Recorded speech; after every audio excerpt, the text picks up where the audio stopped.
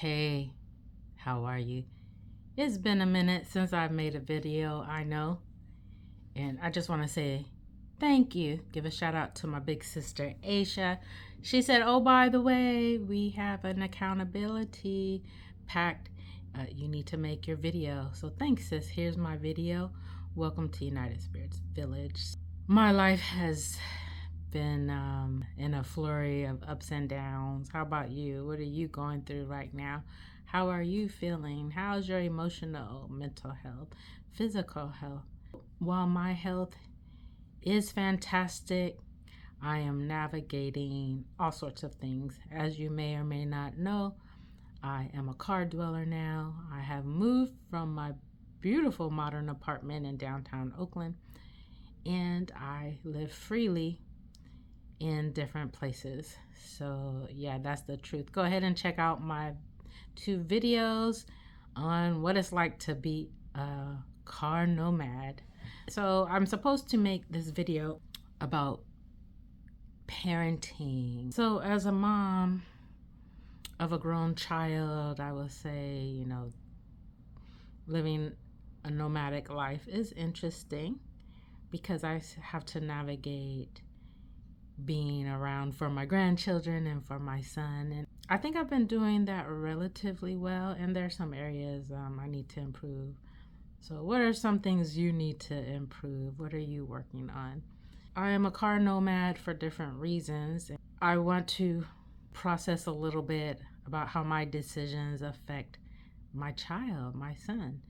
I appreciate my child because although he may not totally agree and he may not totally understand, he supports me and he's given me ideas about buying land and building that land. So that's really exciting.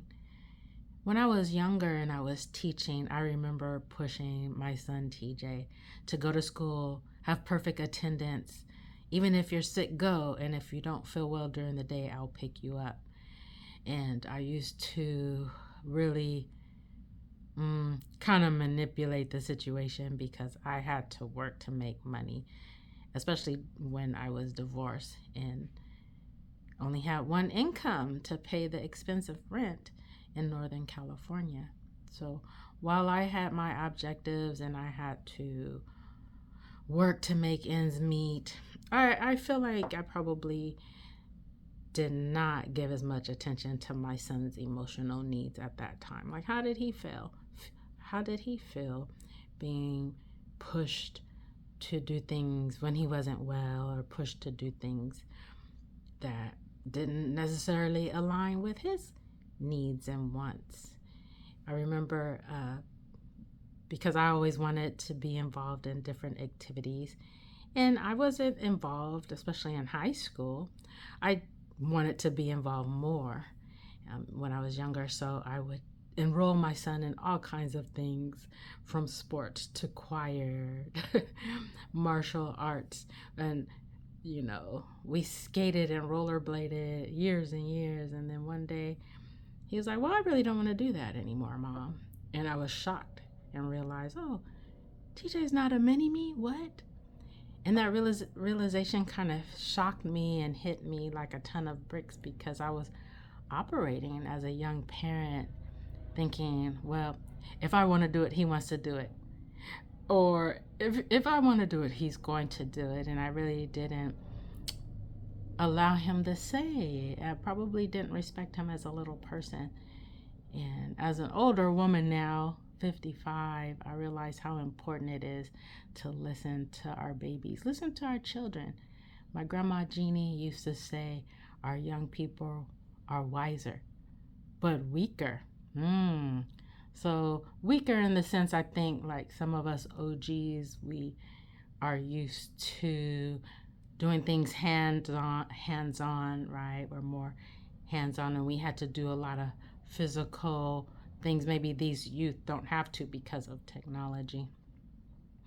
And in the sense, they're maybe weaker or not as aware of how to do certain things in an analog type of way, if you get my drift. The message I feel today is, no matter what your decisions are, as a grown-up. If you are a parent or you nurture your nephews and nieces or godchildren, keep in mind that they are special beings with their own minds, and they actually can help us go further if we're open and willing to listen to them.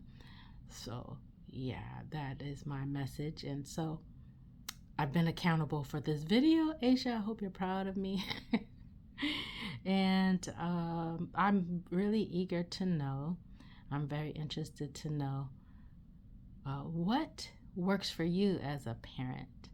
What do you do? What gifts do you offer your children to support their growth? Whether you have small children, toddlers, or adolescents, teenagers, young adults, almost, my son's 30 something. And while I'm mom, he is an adult, and even more so, I just amaze at what he offers the world. What do your children offer? Tell me about it in the chat. Okay, and follow me. I'm revving up to tell more of my nomad living. It's been kind of intimidating because sometimes I feel embarrassed. I don't want anyone to know I'm living in my car, yet I don't feel like there's anything wrong with it. Oftentimes I'm comfortable. Sometimes I get tired, and I feel like it takes 2 or 3 times longer to do certain things, like prepare for the morning, shower, groom myself, go to the toilet, preparing for coffee. So they're just little minor things I have to deal with that aren't as convenient, but I do feel a sense of freedom. Okay, well, thanks for being here, United Spirits Village, and I hope to see you again in the next video. I love you.